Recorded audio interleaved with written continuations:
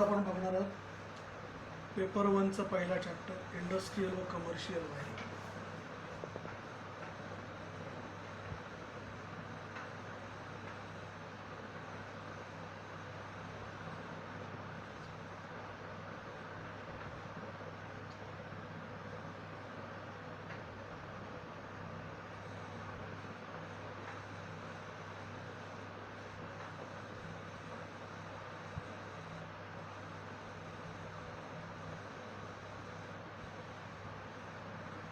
आपल्याला सगळ्यांना माहिती आहे, आपण वायरिंगचे जर फरक काढला तर 3 प्रकारची वायरिंग आपल्याला माहिती आहे. पहिली आहे घरगुती वायरिंग. घरगुती वायरिंग म्हणजे रेसिडेन्शियल, जी आपल्या घरामध्ये केली जाते. दुसरी इंडस्ट्रियल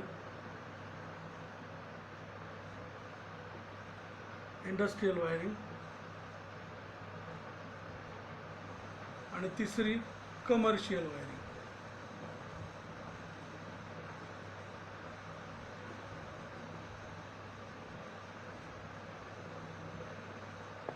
रेसिडेन्शियल वायरिंग म्हणजे घरगुती वायरिंग जी घरामध्ये केली जाते, घरामध्ये बिल्डिंगमध्ये केली जाते. दुसरी wiring industrial wiring. Industrial wiring ही नेहमी कारखान्यांमध्ये किंवा वर्कशॉप्समध्ये केली जाते. जो रेसिडेंशियल वायरिंग है वो घरों में, बिल्डिंग्स में की जाती है. इंडस्ट्रियल वायरिंग हमेशा कारखानों में, वर्कशॉप्स में की जाती है. आणि कमर्शियल वायरिंग ही दुकान, मॉल किंवा गाडे, ऑफिसेस या ठिकाणी कमर्शियल वायरिंग केली जाते. कमर्शियल वायरिंग हमेशा शॉप्स में, मॉल्स में, छोटे छोटे जो गाले होते हैं दुकान के, उसमें की जाती है. हे 3 प्रकारची वायरिंग आपल्याला केली जाते. आता आपण ह्या तिन्ही प्रकारामध्ये वायरिंग करताना आपल्याला काही गोष्टी लक्षात ठेवायला पाहिजेत. त्या म्हणजे सगळ्यात पहिली गोष्ट लक्षात ठेवायची, कुठले फॅक्टर आपण जे मटेरियल निवडणार आहोत वायरिंगसाठी, ते मटेरियल कसं निवडायचं किंवा ते बघायचं आपल्याला. तर ते फॅक्टर्स आहेत. पहिला फॅक्टर आहे फेज. आपल्याला किती फेजची वायरिंग करायची किंवा आपल्याकडे त्या सर्किटमध्ये किती सब सर्किट असणार आहे. दुसरं ॲप्लायन्सेस काय जोडणार आहेत, म्हणजे साहित्य, उपकरणं कुठले जोडणार आहेत. तिसरं वातावरण, म्हणजे आपण कुठल्या ॲटमॉस्फिअरमध्ये वायरिंग करतो त्याप्रमाणे आपल्याला वायर, मटेरियल हे सगळं निवडायला लागणार. 4 म्हणजे तिथे टेम्परेचर किती असणार आहे, वातावरणामध्ये टेम्परेचर किती असणार आहे, आर्द्रता म्हणजे ओलावा किती असणार आहे, हे सगळं त्यात बघायचं. त्यानंतर वेगवेगळ्या प्रकारचे आपल्याला तिथे सुरक्षा मंडळ करावे लागणार आहेत. सुरक्षा मंडळ म्हणजे सेफ्टी सर्किट्स. दुसरं नियंत्रण मंडळ.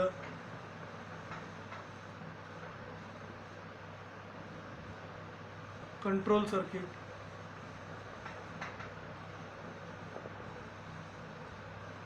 त्यानंतर डिस्ट्रीब्युशन कशा प्रकारचं असणार आहे याचा विचार करून आपल्याला तिथे प्रत्येक ठिकाणी वायरिंग करायला लागते.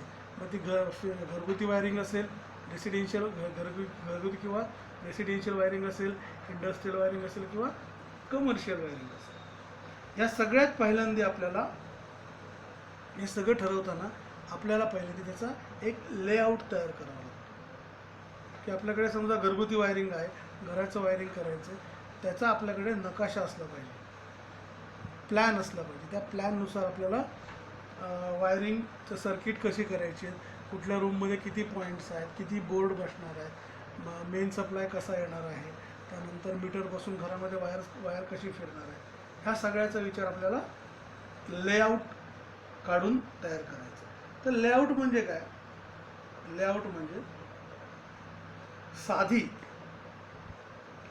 डोळ्याला दिसणारी भौतिक जोडणी व इलेक्ट्रिकल मंडळ किंवा व्यवस्थापन त्याचा जो लेआउट तयार केलेला असेल त्याला वायरिंग डायग्राम म्हणतात. म्हणजे आपल्याकडे समजा एक प्लॅन आहे, दाखवतो तुम्हाला मी आता. I will show you what is layout.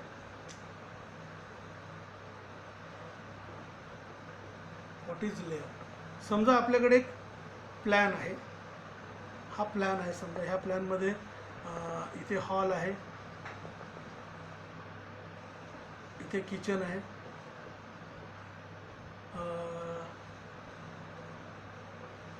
इथे बेडरूम आहे, इथे समजा वॉशरूम आहे इथे, आणि ह्याला धरून इथे बेडरूम आहे. तर हा पॅसेज आहे, हा पॅसेज आहे. ह्याची वायरिंग करताना आपल्याला वायर कशा पद्धतीने फिरवायचे, किती वायर लागेल, वायर कशा पद्धतीने फिरवायचे, हा जो डायग्राम दाखवेल त्या डायग्रामला वायरिंग डायग्राम म्हणतात. काय म्हणतात? Wiring diagram.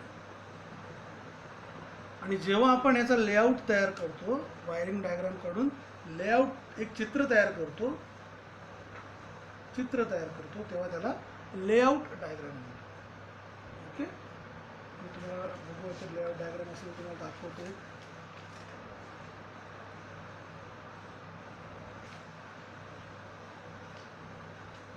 बघूया आपण.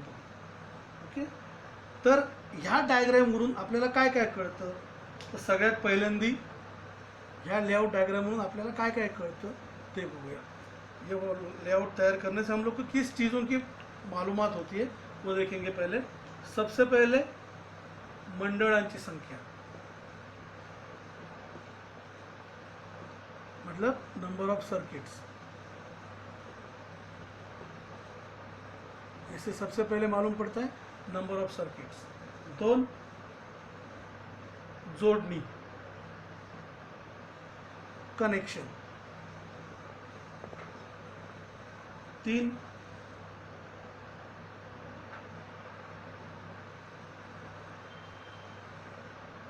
Distribution board.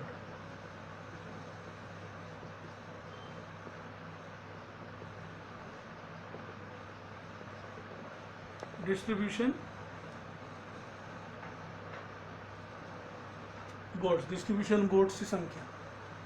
ओके, नंबर 4 आपल्याला माहिती पडतंय विद्युत साधनांची जागा.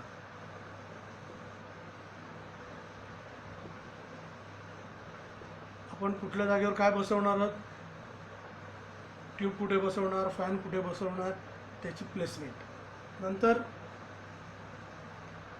किती पॉइंट काढलेत आपण, number of points. Number of points आपण किती पॉइंट काढलेत, त्यामध्ये लाईट पॉइंट किती आहेत, लाईट पॉइंट किती आहेत आणि पॉवर पॉइंट किती आहेत.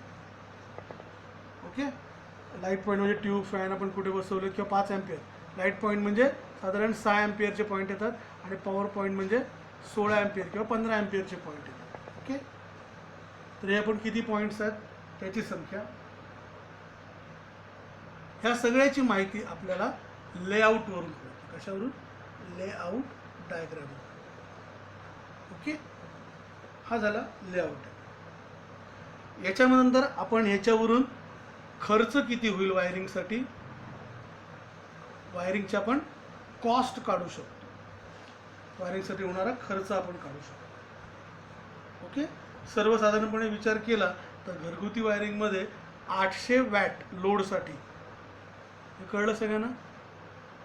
ओके, सर्वसाधारणपणे घरगुती वायरिंगसाठी 800 वॅटसाठी एक सर्किट, याप्रमाणे सर्किटचं डिझायनिंग केलं जातं. घरगुती वायरिंगसाठी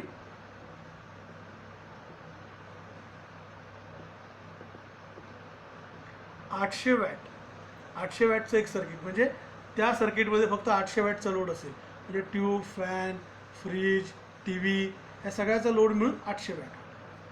ओके, लोड त्याच्या पुढे गेला तर तो आपल्याला दुसरं सर्किट तयार करायला लागतं. सर्वसाधारणपणे पॉवर रेंजेस जे असतात, सर्वसाधारणपणे पॉवर रेंजेस जे आहेत ते बघूया आपण काय काय असतात. पॉवर रेंजेस काय असतात बघूया. पहिलं घरगुती वायरिंग जे रेसिडेन्शियलसाठी 0.5 किलोवॅट ते 5 किलोवॅट हा घरगुती वायरिंगसाठी. दुसरं कमर्शियलसाठी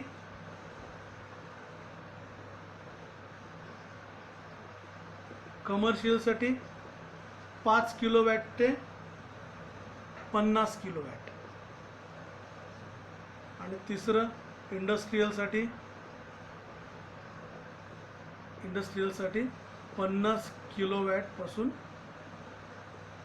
पुढे. तर 50 किलोवॅटपेक्षा पुढे हे इंडस्ट्रियल वायरिंगचा लोड असतो. म्हणजे कारखान्यांचा लोड हा 50 किलोवॅटच्या पुढे असतो. ओके. याच्यामध्ये अजून एक प्रकार येतो तो म्हणजे लोडचा प्रकार येतो तो म्हणजे एज्युकेशन लोड. तो तुम्हाला आता विचारात घ्यायचे नाही आहे. तर हे सगळं करताना आपल्याला बघायचं आहे वायरिंगसाठी काय काय मटेरियल लागतात, कशा प्रकारे वायरिंग केलं जातं आपण पुढच्या व्हिडिओमध्ये बघू. आता फक्त एवढं लक्षात घ्या.